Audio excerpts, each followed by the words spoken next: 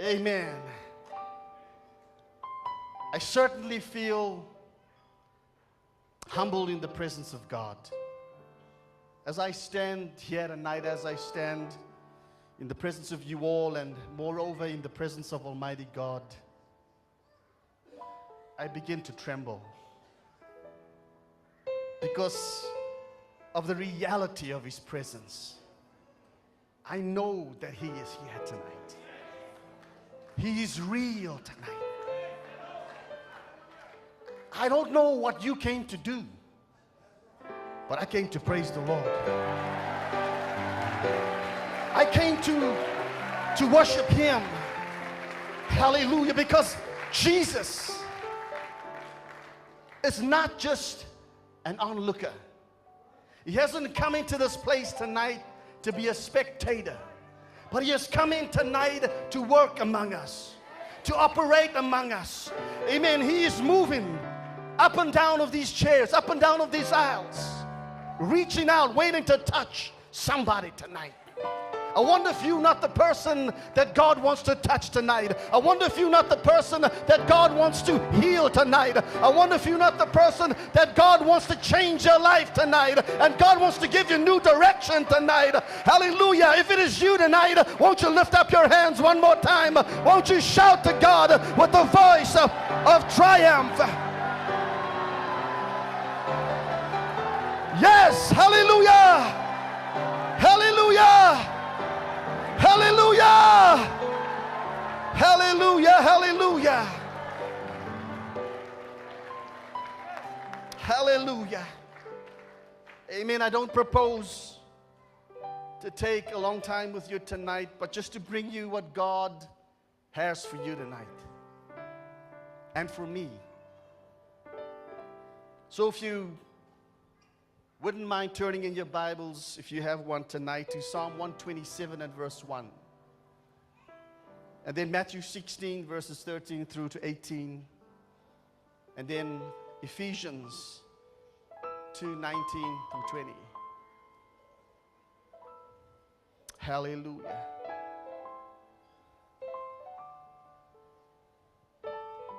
Psalm 127 verse 1, a song of degrees for Solomon. Except the Lord build a house, they labor in vain that build it.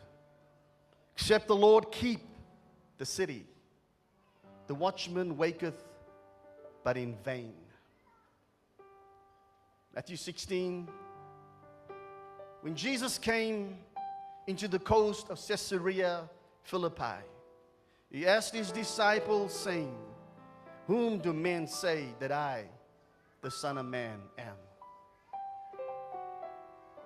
And they said, some say that thou art John the Baptist, some Elijah, and others Jeremiah, or one of the prophets. Then He saith unto them, but whom say ye that I am? And Simon Peter answered and said, thou art the Christ, the Son of the living God. And Jesus answered and said unto him, blessed art thou, Simon, son of Jonah. For flesh and blood hath not revealed it unto thee, but my Father, which is in heaven. And I say also unto thee, that thou art Peter, and upon this rock I will build my church. Ephesians 2:19, 20. Now therefore ye are no more strangers and foreigners, but fellow citizens with the saints in the household of God, and are built upon the foundation of the apostles and the prophets, Jesus Christ Himself being the chief cornerstone. Hallelujah. Lord, we thank You for tonight. And we ask that You could continue to work among us. In Jesus' name. You may be seated. God bless you.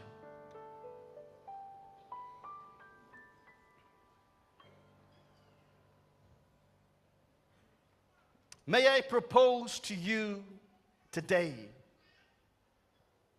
that the work that we are doing in this building, that is the church, is not our work, but it's the work of God.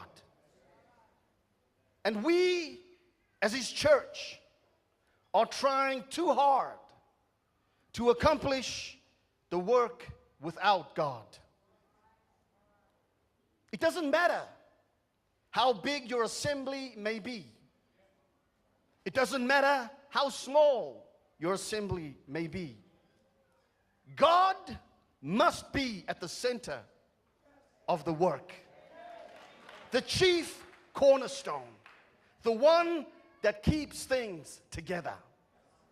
The Bible said that the word of the Lord came unto Zerubbabel, saying that it is not by might nor by power, but by my Spirit, saith the Lord.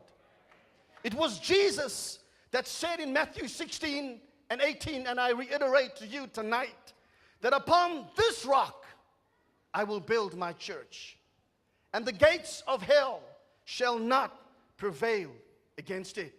And again in our text, the psalmist said, except the Lord build a house, they labor in vain that build it.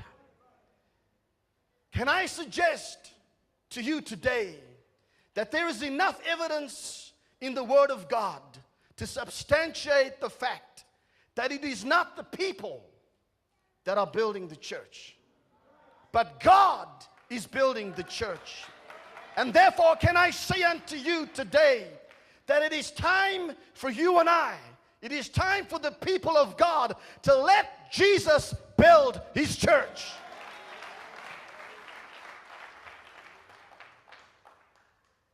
We are living in the last days, and the return of our Lord Jesus is soon.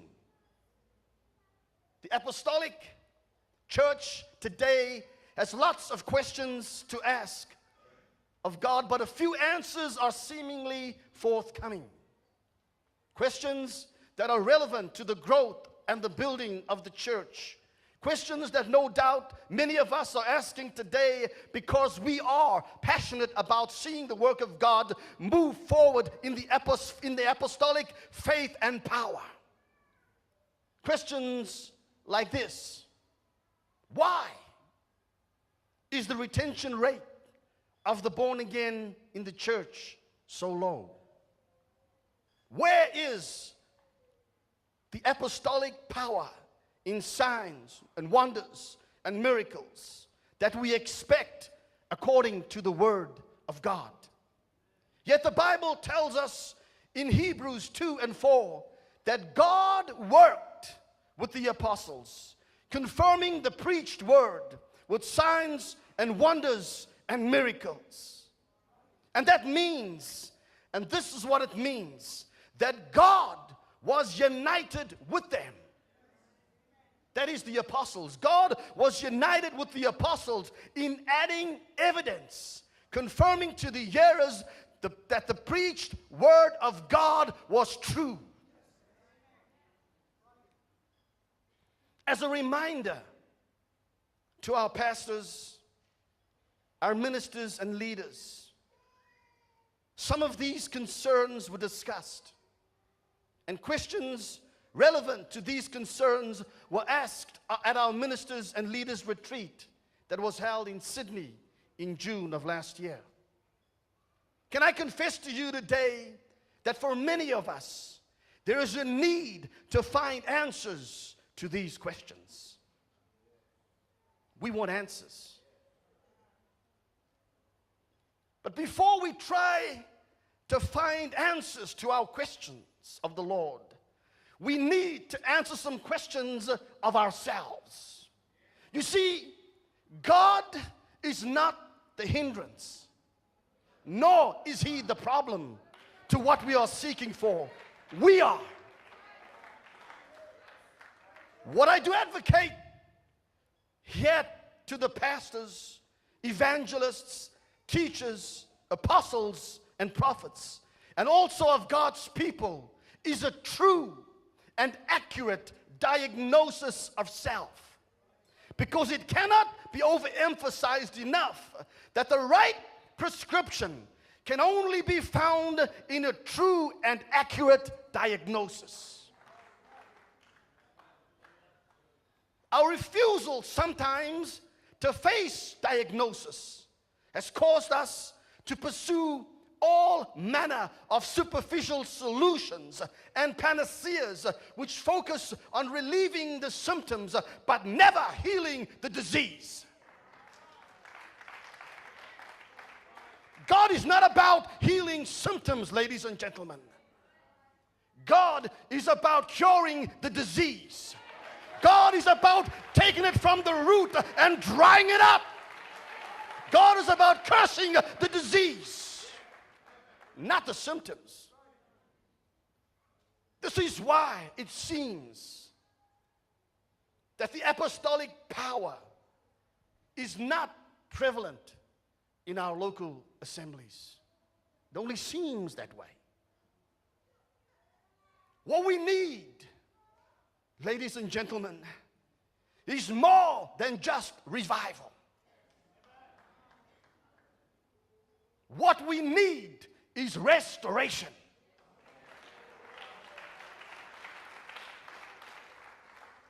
Joel said that God will restore the years that have been eaten away by the palmer worm, the years that have been eaten away by the locust, by the cankerworm, and by the caterpillar. God is about restoration. There are, however, some things that can get in the way of true apostolic revival.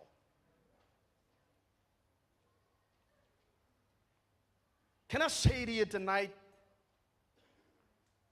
that sin is sin?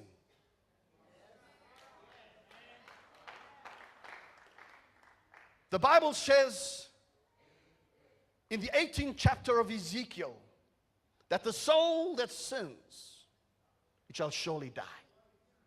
It doesn't matter about the size or the magnitude of your sin. It simply says the soul that sins will surely die. However, if there is any kind of sin that God hates, it is the sin above all other sins. It is the sin of idolatry. God hates idolatry. If there is anything that God hates with a passion, if there is anything that is abominable in His sight, it is idolatry. Idolatry was an ongoing trait among the people of Israel. The purpose of Deuteronomy 6 and 4, where it said, "Hear, O Israel, the Lord our God is one Lord. And then thou shalt love the Lord your God with all your heart, with all your mind, with all your strength, with all your soul." You got to love this God. It was the first commandment that was given by the Lord in Deuteronomy 6, 4, and 5. It was given because of the frailty of humanness. It was given because of their tendency to drift into idolatry and to worship more than this one God. God said that there is no other God beside me. But we create gods and sit them alongside Him and say, we are serving God.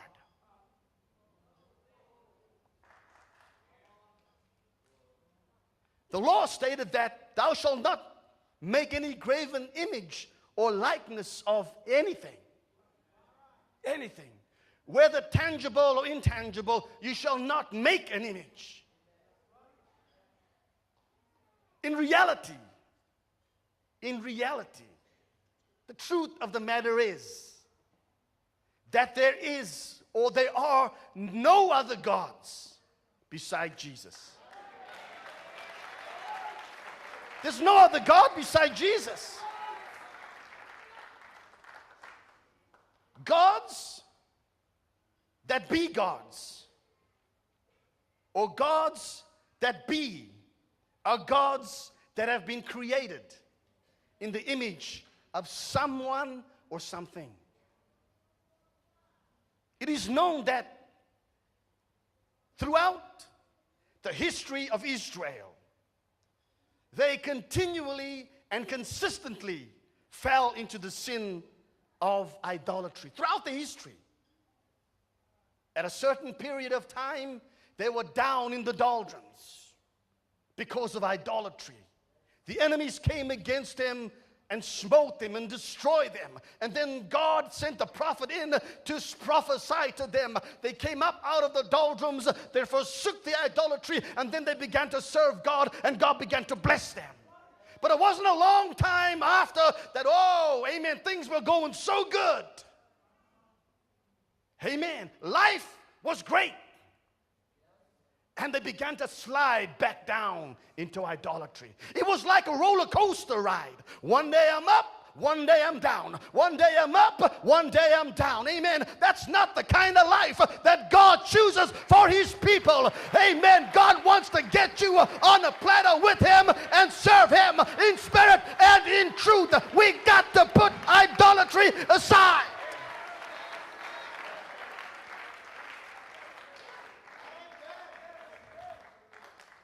Hallelujah. They fell consistently into the sin of idolatry, despite numerous warnings of the consequences of the idolatry that they would have to face each time they fell into idolatry. Going back to Genesis 11. Babel was a restoration and revival movement. Babel symbolized our aspirations to rebuild the church of God, to restore the garden of the Lord, the true apostolic church. But we try to do it independently of God. You feel like that I have all the resources that I need to build a church, all the tangible resources that I need to build a church, yet you try to do it without God. Let me tell you tonight, I need Jesus. I need Jesus.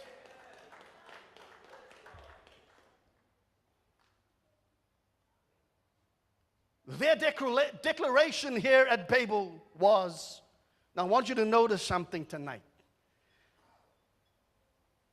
They said, let us make. Are you listening to me tonight? I mean, God told them. He said, I want you to go out now. And I want you to fill, replenish the earth. Scatter abroad. But one fella said, I got resources. I got the provision. So he gathers a few of his friends about and he says, let us make. Us. Image. Idolatry. Let us make. Let us build.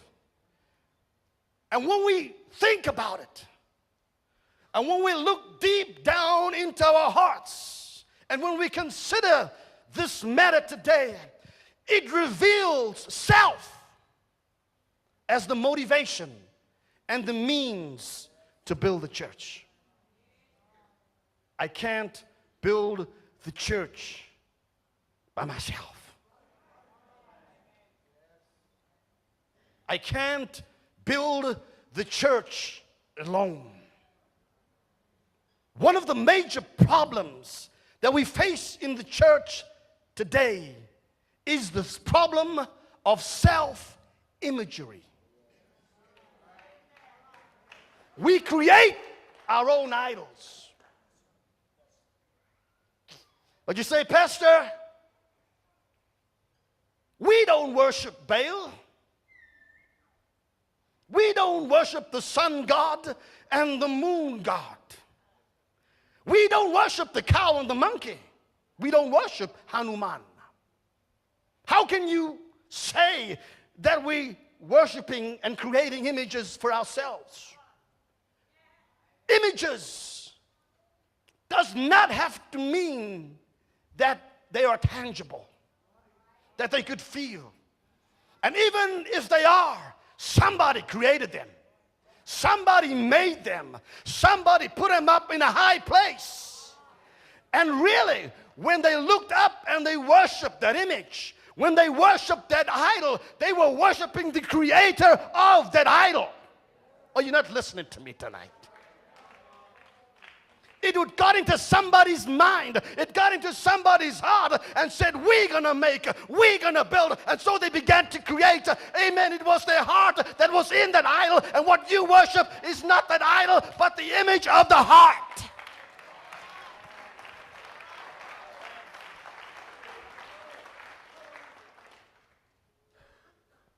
Hallelujah. Self-imagery. Self. It's all about me. It's all about my church. How often don't you hear that stuff? Come to my church. Who said it's your church?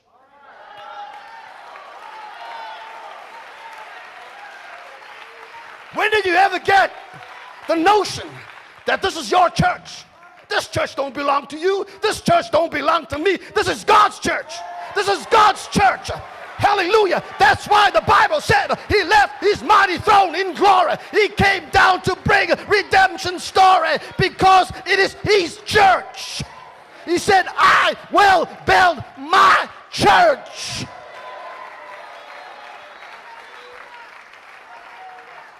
We build and we fail because we're building on the wrong foundation.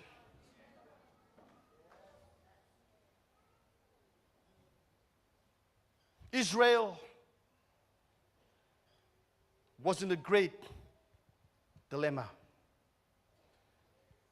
They were in the midst of a great drought, and the situation in Israel was really getting bad. It began with Ahab taking a wife of the heathen nation, of the Zidonians. The Bible said that Ahab was the most wicked of all the kings that were before him. He promoted idolatry in Israel. He promoted self-imagery in Israel. God got angry. And so God shut up the heavens, that there would be no rain. Everything stopped. Provision stopped, resources stopped. God dried up the lot. They had no rain for many years. They had turned themselves over to idolatry. And as a remedy, God again sent in a prophet. And this prophet was called Elijah. And Elijah was over the inhabitants of Tishba, a city or a town that is virtually unknown. But I like it. His name means that God is one. Oh, here. Elijah means that God is one. Is it coincidence, my friend, today, that God chooses the foolish things of this world? That God chooses the foolish things of this world to confound the wise. God chooses people, amen, like you and me. And for many of us, for many of us, without proper education.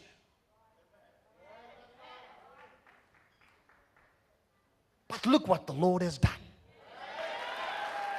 Look what the Lord has done. Look what the Lord has done. He healed my body. He saved my soul. Hallelujah. He touched me and He made me whole. Hallelujah. He saved me. He saved me. He delivered me. He healed me. Only I can tell you what God has done for me. And I'm going to shout. I'm going to praise God. I'm going to give Him glory. Amen. Because of what God has done.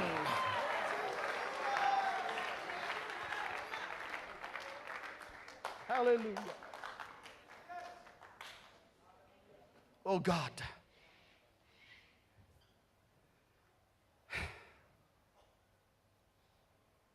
Elijah had enough of the situation, of what was going on. Ahab was looking all over the countryside, looking for Elijah, but couldn't find him. Until finally he revealed himself. He revealed himself. And to cut a long story short, he said, I want you, Ahab, to rally up all the prophets of Baal, 450 prophets of Baal, and 400 prophets of the groves, 800 false prophets, and bring them to Mount Carmel.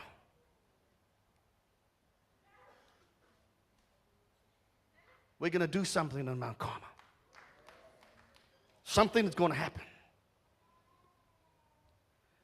And in 1 Kings 18 and 21, the Bible said, and Elijah came unto all the people when they were gathered on the mountain called Carmel.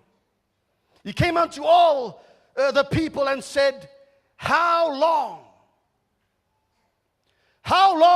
will ye halt between two opinions?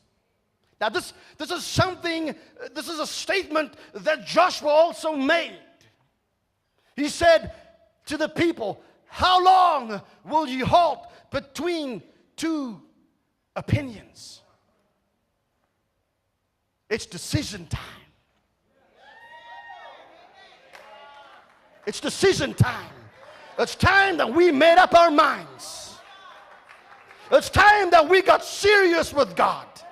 It's time that we made up our minds that we're going to serve God. Amen. It's time we reckon to ourselves, hey, we're going to stop fooling around with the world. We're going to stop fooling around with sin. We're going to stop compromising and come to a decision.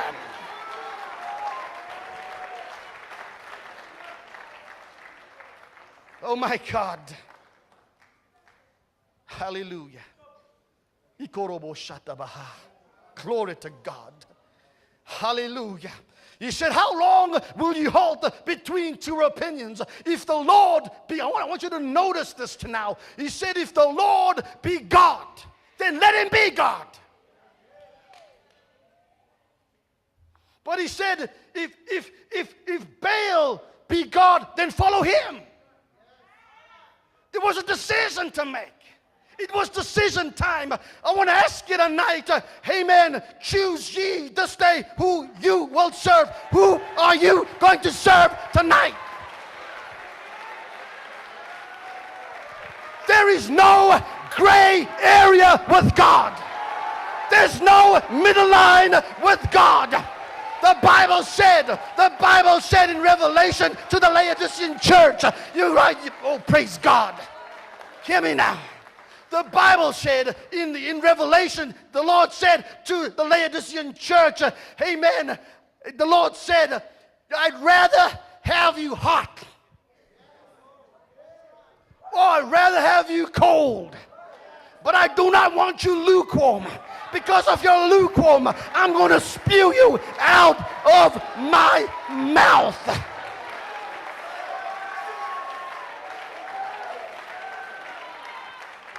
I wonder, God must be nauseated at some of us tonight. I mean, He's sick on the inside. He's getting ready to regurgitate. Amen. Because we're stuck in between. We're stuck in between. Hallelujah. How long will you halt between two opinions? The question here tonight, asked here by Elijah, does not mean that Israel had totally forsaken Jehovah.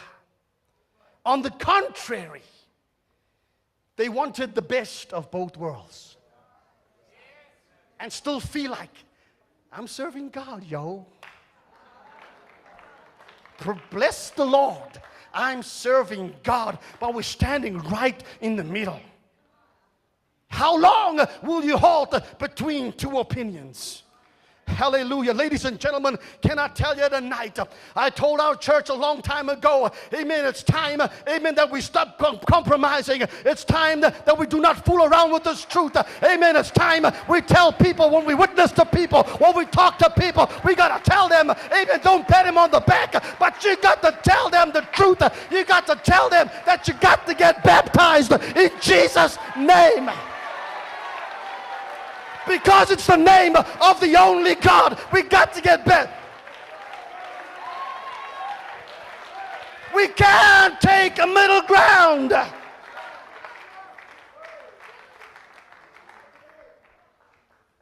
Hallelujah. Halt. Halt. Halt between two opinions. Halt. Halt. Halt doesn't mean... What does it mean? Halt. Halt between two opinions. Literally means this. This is metaphorical. And this is what it means. It's how long will you hop about upon two branches? Now this is talking about birds. Have you ever watched a sparrow?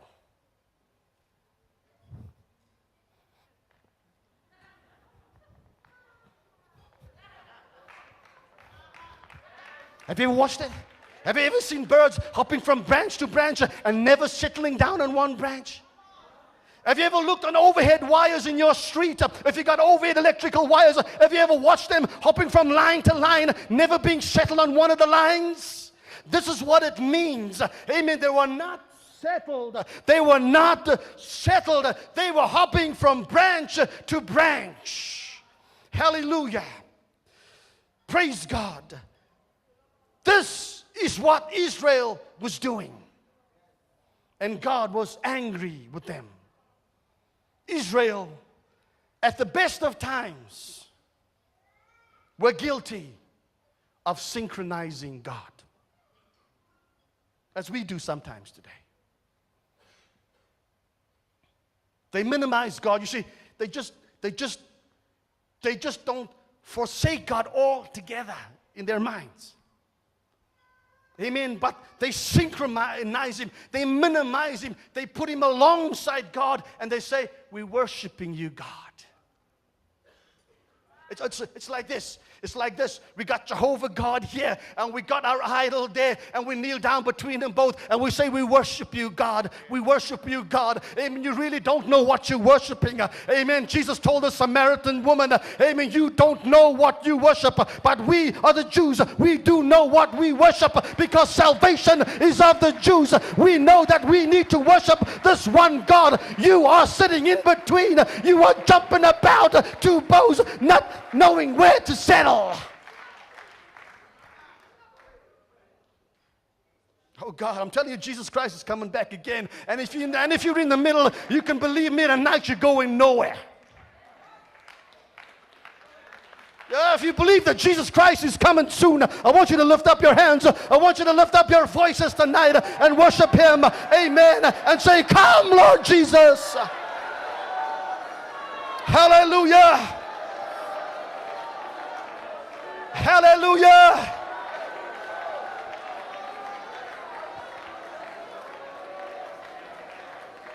Jesus in Matthew 6:4 said that no man can serve two masters.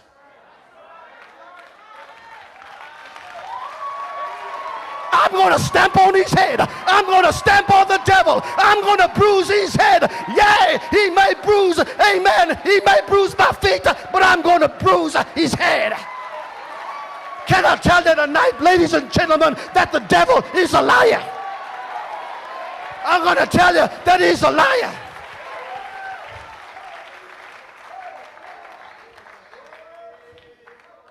He never loved you.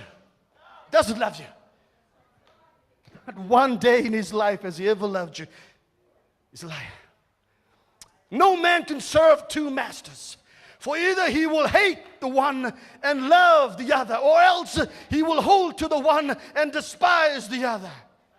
Then he said, you cannot serve God and mammon.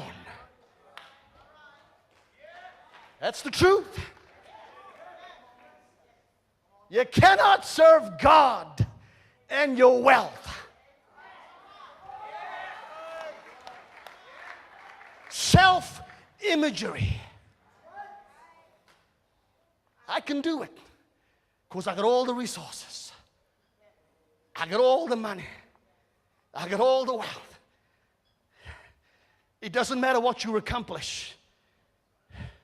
It doesn't matter what you accomplish in the tangible area of the work of God. But if you got no spirit in the house of God, you got nothing.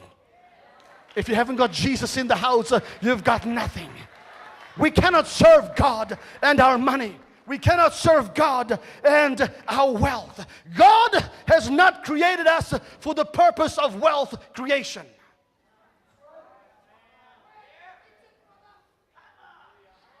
Oh yeah, you're not listening to me now. We get a bit edgy when we talk about this stuff, don't we?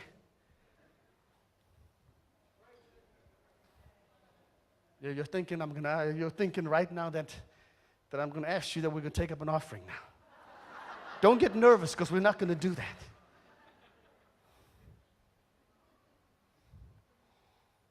God has not created us for the purpose of wealth creation.